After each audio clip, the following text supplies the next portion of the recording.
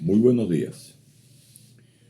En el día de hoy vamos a tratar un tema actual, de política, claro.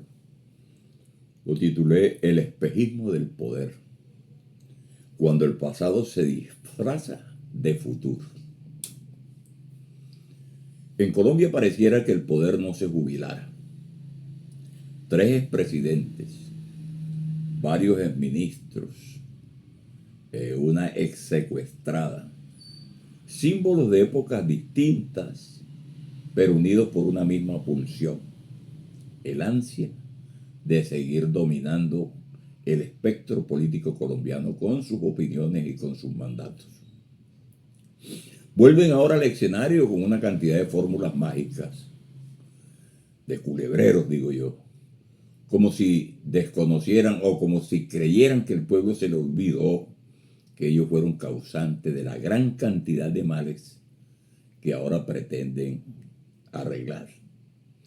Y se han convertido en opinadores a través de columnas, de micrófonos, de revistas, de la internet. Y son replicados porque la prensa tradicional es la caja de resonancia de ellos. Olvidan que esas grietas que ellos tratan de subsanar, esas heridas sangrantes, la ocasionaron ellos precisamente en sus mandatos. Sin embargo, en ese decir y hacer se esconde una tensión, un choque profundo entre lo viejo y lo nuevo en la política y en la sociedad colombiana. Se han convertido ahora en los profetas del pasado, mientras que en otros países los mandatarios se retiran en una discreción de la academia, de las universidades, porque están preparados intelectualmente y no soportados en el poder. Estos de aquí no, estos llenos de cinismo, se puede decir. Unos hablan desde el resentimiento, otros desde la nostalgia del orden y otros de la tribuna moral de quien se siente dueño de la razón. Ellos, los 3 expresidentes, sus exministros y la ex secuestrada, son de distintos estilos, ellos, pero con idénticos propósitos: mantener viva la influencia sobre el presente. Cada uno ofrece soluciones que suenan desconocidas: más autoridad, más diálogo, más crecimiento. Palabras que parecen nuevas, pero en realidad son ecos de un libreto repetido, lo que alguna vez ellos propusieron y luego manipularon, cambiaron o olvidaron. Lo presentan ahora como reciclando la historia bajo el disfraz de la experiencia. El país asiste una vez más a la confrontación de los mismos apellidos. La política parece un bucle, como dicen los entendidos en cuestiones informáticas, en el lenguaje de programación, donde las generaciones jóvenes, intentan abrirse paso, pero los mayores siguen aferrados al timón. En este duelo entre lo pasado que se niega a irse y el futuro que aún no logra llegar, los mandatarios encarnan esa vieja Colombia centralista, jerárquica, masculina y profundamente personalista. Mientras tanto, una nueva ciudadanía más conectada, más crítica, menos fiel a los partidos tradicionales, exige otra manera de entender el poder. Pero los viejos líderes, en lugar de apartarse, insisten en competir con ese cambio. Se erigen como guardianes del rumbo nacional, cuando en realidad son parte del lastre que impide avanzar. Y como culebreros vienen con soluciones mágicas. Lo paradójico es que ahora, fuera del poder, parecen tener todas las respuestas. Hablan de reformas estructurales, de pactos nacionales, de caminos hacia la reconciliación. Pero cuando gobernaron, esos mismos temas fueron aplazados, incompletos y manipulados. Prometen hoy un país que no supieron o no quisieron construir cuando tuvieron la oportunidad.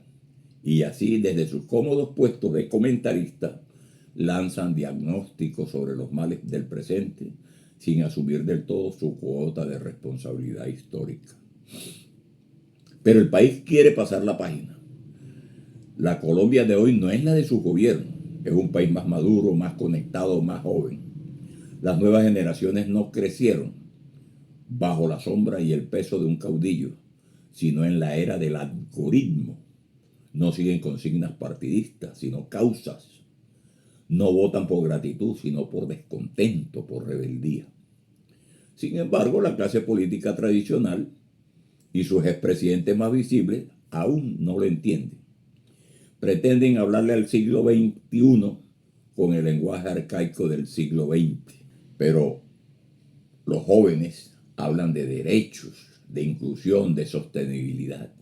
Ellos siguen hablando del orden, la autoridad, la salvación nacional, del enemigo interno, de la guerrilla, hay que acabar la plomo, que no pueden rayar paredes.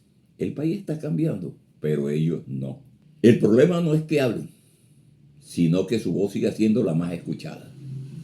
Cada vez que regresa el debate, es decir, cada vez que Ingrid Betancourt llega al país, que es la señal de que empieza toda la pugna política, desplazan los nuevos liderazgos, ahogan las voces emergentes y reafirman la idea de que Colombia es un país que no puede desprenderse de su propio espejo retrovisor.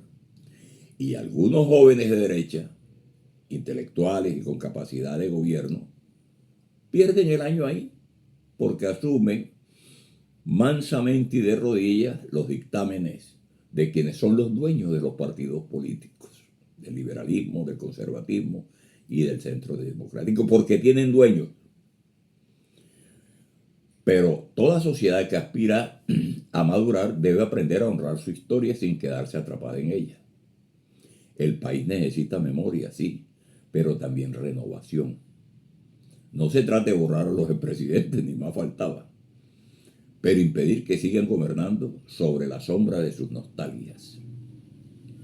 Porque es que el reloj político de Colombia parece que se hubiera detenido.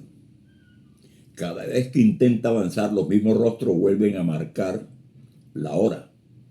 Sin embargo, el tiempo del relevo ya empezó a correr. Las viejas glorias pueden seguir opinando, pero el poder real, el de las ideas y los votos, ya está desplazado hacia otros espacios. Porque al final, ningún futuro puede construirse desde las nostalgias del pasado. Esos expresidentes parece que estuvieran perdidos en una rota laberíntica como ese dictador que señaló García Márquez en su obra.